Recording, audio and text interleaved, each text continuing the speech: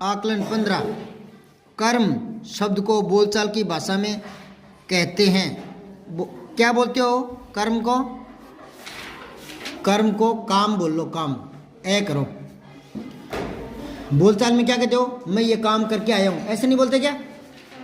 यूं कहते हो क्या? मैं ये कर्म करके आया हूं, ऐसे बोलो ना, मैं ये काम करके आया हूं। तो काम, कर्म जो है ना वो तत्सम है और काम तद्भव है। जैसे दुग्ध से दूध, जैसे रात्रि से रात है ना, वैसे ही। दूसरा देखो, सांप शब्द का तत्सम, इसका उल्टा करना है। उसका तो तत्सम देकर तद्भव पूछा, इसमें तद्भव देकर तत्सम पूछ लिया। तो सांप का सर्प, ये तीसरा। ठीक है। फिर है छात्रावास शब्द का संधि विच्छेद क्या होगा? तो यहां देखो, इस शब्द पर गौर करो, इस शब्द पर ही गौर करो। छात्रावास, छात्रावास, गौर करो ध्यान से। छात्रावास, छात्रा आवास, छात्र आवास, क्या हो जाएगा? छात्र आवास। दूसरा छात्रावास, छात्रावास। चौथा क्या है? ये तो क्या मिस प्रिंट हो जाता है ये, ठीक है ना, एक ही ये दोनों है तो एक ही। आगे देखो, दीर्घ संधि है, गुण संधि का भेद, व्यंजन संधि का भेद, स्वर संधि का भेद है तीसरा। ठीक है। देखो, जो विसर्ग संधि होती है ना उसके कोई भेद नहीं होते, कुछ नियम होते हैं। और व्यंजन संधि है उसके भी कोई भेद नहीं होते, कुछ नियम होते हैं। और स्वर संधि खुद 5 भागों में बंटी होती है, दीर्घ, गुण, वृद्धि, यण, आदि। अब आओ पांचवा, विराम चिन्हों से संबंध विकल्प है, विराम चिन्ह होने चाहिए।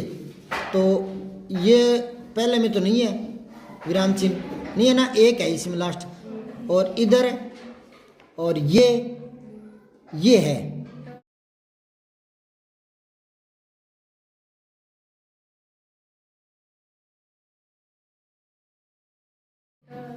से करो, ये टॉपिक है आपके पास, हमारे जंगल। इस पर आपको अपने विचार लिखने हैं। तो क्या लिखोगे बताओ? जंगलों के बारे में क्या जानते हो? लिखो लिखो, मैं बोल रहा हूँ लिखो। हमारे जंगल तो विषय मिल गया आपको, इस पर 2-3 लाइनें लिखनी है। तो लिखो, जंगल हमारे लिए, जंगल हमारे लिए बहुत उपयोगी होते हैं। लिख दिया क्या? जंगल हमारे लिए बहुत उपयोगी होते हैं। ठीक है। इनसे हमें घर बनाने तथा लकड़ियां मिलती हैं। ठीक है।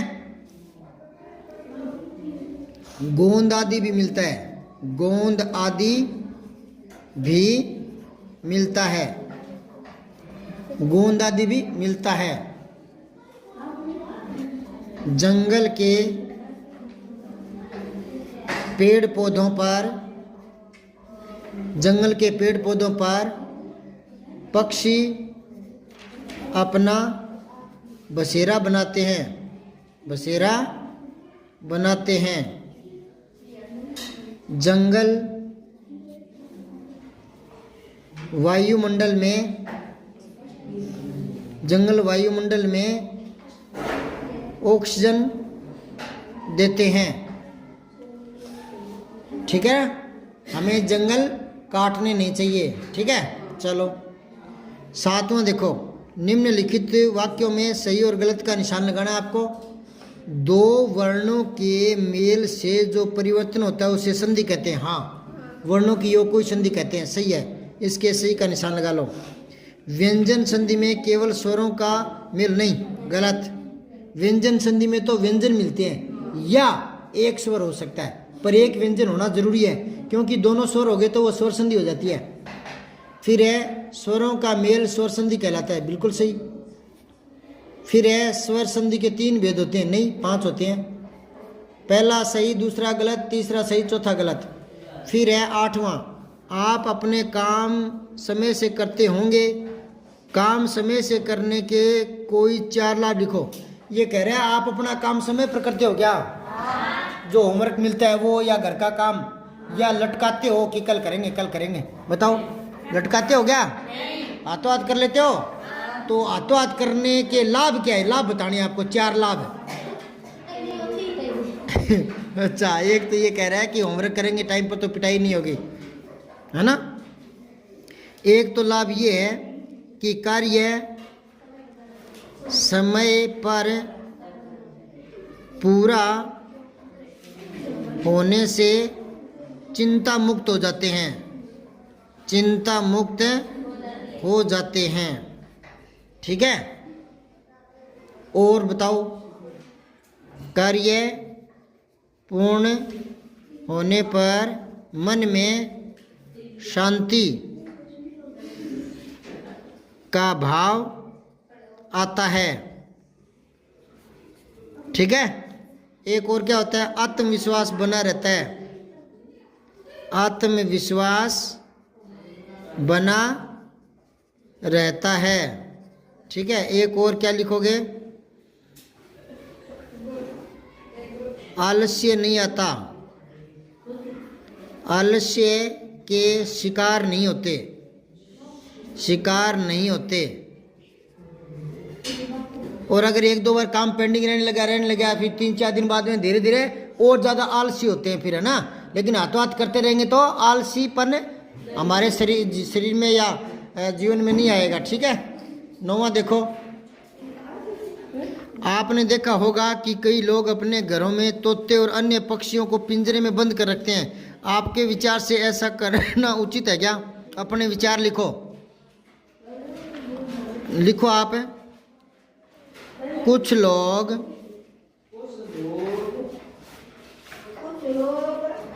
अपनी इच्छा पूर्ति के लिए घरों में तोते आदि पक्षियों को पाल लेते हैं, पक्षियों को पाल लेते हैं। यह पक्षियों के लिए ठीक नहीं है, क्योंकि पक्षी भी आज़ादी पसंद करते हैं। ठीक है, हम पंछी उन्मुक्त गगन के, कविता पढ़ी थी क्या? हम पंछी उन्मुक्त गगन के, है ना। किसी जानवर को कैद करना पाप है, हमें ऐसा नहीं करना चाहिए। फिर कार्य पत्रक 86, स्वतंत्र लेखन कर पाना। ध्यान से देखो, क्या ये दिए गए चित्र को देखिए और अपने मन से कहानी बनाकर उसे शीर्षक भी दीजिए। ये देखो क्या हो रहा है, एक खरगोश है कोई, ठीक है, वो शेर को और पानी में कुएं में उसकी परछाई दिखा करके बता रहा है कि एक और शेर है ना। तो ये कहानी कुछ याद आई कि सुनी हुई? तो लिख लोगे या बोल लूं? आप लिख लेना, मैं बोल देता हूँ। जंगल में एक शेर था, वो जंगल के बाकी सारे जानवरों को धीरे धीरे खा रहा था और कभी 2 को, कभी 4 को, कभी 5 को मार देता। तो जंगली जानवरों ने सोचा कि यूं तो हम खत्म ही हो जाएंगे, तो उनका समझौता करते हैं शेर के साथ। तो उन्होंने कहा शेर को कि आप शिकार करते हो, भागा दौड़ करते हो, आप शिकार मत करा करो, भागा दौड़ मत करा करो, हम आपके पास से आ जाएंगे, कोई ना कोई जानवर आपके लिए भेज देंगे, तो आप उसको खा लिया करो। तो जानवरों ने सोचा कि एक साथ खत्म होने से तो एक एक खत्म होना ठीक है, तो उन्होंने कहा हम आपके पास एक एक आ जाएंगे। तो कभी गधे की बारी आई, कभी किसी की, यूं करते करते एक दिन खरगोश की बारी आ गई कि आज तू जा शेर के मुंह में। खरगोश ने सोचा कि मैं जाऊंगा तो खा जाएगा शेर, मुझे डर भी रहा था वो, लेकिन उसको जाना भी था। तो खरगोश ने एक उपाय सोचा और शेर के पास जाकर बोला, थोड़ा सा लेट गया वो, और शेर को गुस्सा आ रहा था भयंकर कि मेरे पास आज उन्होंने वादा तोड़ दिया, समय पर भेजा नहीं आज एक जानवर को, गुस्सा आ रहा था भयंकर। तो शेर ने खरगोश को देखते ही कहा, कमबख्त नालायक, गाली निकाली उसको, डांटा उसको और झपटने लगा ना। तो खरगोश ने कहा, खरगोश थोड़ा बुद्धिमान था, उसने कहा महाराज 1 मिनट मेरी बात सुनो आप। मैं इसलिए लेट होने का कारण तो पूछो। मैं इसलिए लेट हो गया कि एक और राजा आ गया जंगल का, शेर रास्ते में मिला था मुझे और बोला कि मैं तुम्हें खाऊंगा, बड़ी मुश्किल से आया हूं मैंने कहा कि हमारा जो पहले वाला राजा है वही श्रेष्ठ राजा है, तुम कहाँ से आ गए नए राजा, इस जंगल में तो वही राजा एक रहेगा, यूं कह कर मैं आया था छुपके छुपा कर। तो शेर को गुस्सा आया कि ऐसा कौन सा आ गया जो मेरी जगह दूसरा राजा बनना चाहता है। खरगोश बोला आओ मैं दिखाता हूँ। खरगोश ले गया उसको कुएं के पास और शेर को कहा देखो वो बैठा अंदर। और शेर ने झांक कर देखा तो उसकी परछाई दिखी, उसने देखा दूसरा शेर है। शेर ने मारी दहाड़ और कूद गया पानी में, तो कुएं में गिर गया, मर गया वो। तो सारे जानवरों को खरगोश ने अपनी बुद्धि से बचा लिया। ये लिखना है, ठीक है। और नाम क्या लिखोगे? शेर और खरगोश। क्या लिखोगे? और ऐसा नहीं लिखते तो लिख देना बुद्धिमान खरगोश, है ना, ये भी हो सकता है। हाँ, क्योंकि सारी कहानी उसी पर चल रही है, बुद्धिमान खरगोश, ये उसका शीर्षक हो जाएगा। अब लिख लोगे? फिर अगला है दूसरा, कौन कौन से कार्य ऐसे हैं जिन्हें करने की हिम्मत आप नहीं जुटा पाते, वे कार्य और उनके न हो पाने के कारण आपको सारणी बनानी है। तो आप क्या क्या कर लेते हो घर में? एक तो आप अपना होमवर्क तो खुद ही कर लेते हो, मम्मी से नहीं करवाते? नहीं। पापा से नहीं करवाते? नहीं। चलो, और क्या क्या आप कर सकते हो और क्या नहीं कर सकते? अच्छा, एक आपके यहाँ बकरियां वगैरह चराते हैं ना, तो मुझे ये बताओ, बकरियां चरा लेते हो आप? और क्या नहीं कर सकते वो बताओ। गाय नहीं दूह सकते, वेरी गुड, लिख लो कार्य लिखो, गाय दूहना। पहला 1 नंबर डाल के लिखो, 1 नंबर डाल के लिखो, गाय दूहना, गाय दूहना, है ना। अब यहाँ लिखो न कर पाने का कारण, क्यों नहीं है? लात तो मम्मी को ही मार सकती है। हाँ, छोटे हैं, ये सही है, क्योंकि हम छोटे हैं, हाथ भी हमारे छोटे हैं, हाथ और अंगुलियां भी छोटी हैं, इसलिए पूरे जो थन है गाय के वो हाथ में आते नहीं है ना, थन हाथ में आते नहीं है, तो ये तो कारण हो गया गाय दूना। और क्या काम नहीं कर सकते वो बताओ, क्या काम नहीं कर सकते? खेती नहीं कर सकते ना, लिख लो, खेती नहीं कर सकते। कारण क्या है? यही कारण है, छोटे हैं, है ना, खेती करने के योग्य नहीं है ना, खेती के योग्य नहीं है। अच्छा, और तीसरा बताओ क्या नहीं कर सकते? रोटी बना सकते हो क्या? ये लड़कियां तो कह रही है बना सकते हैं, और लड़के नहीं बना सकते। बना दो, वेरी गुड। सब्जी बना लेते हो? झूठ बोल रहे हो? अच्छा, जो नहीं बना सकता ना वो लिख देना कि सब्जी क्यों नहीं बना सकते, वही बात, छोटे हैं, है ना, ध्यान नहीं है, बनाना नहीं आता, है ना। लिख लो सब्जी रोटी। हाँ, वाहन नहीं चला सकते, वेरी गुड। चौथा लिख लो, वाहन नहीं चला सकते। साइकिल तो चला सकते हो, ठीक है। ये कह रहा है जो नहीं कर सकते वो बता दो, ठीक है ना, और क्यों नहीं कर सकते वो कारण लिखना है, ठीक है। अब आओ कार्य पत्रक 87, गद्यांश पद्यांश को पढ़कर समझ के साथ प्रश्न के उत्तर दे पाएंगे। अगर आप तनाव में है मतलब टेंशन में है, या फिर आपको किसी तरह की घबराहट या बेचैनी हो रही है, तो जल्दी ही घर के किसी सदस्य को या फिर करीबी नज़दीकी घनिष्ठ मित्र को बताएं। अगर आपको लगता है कि आपकी बात कोई नहीं सुनेगा तो किसी हेल्पलाइन पर फ़ोन कर दें, वे आपका मार्गदर्शन करेंगे।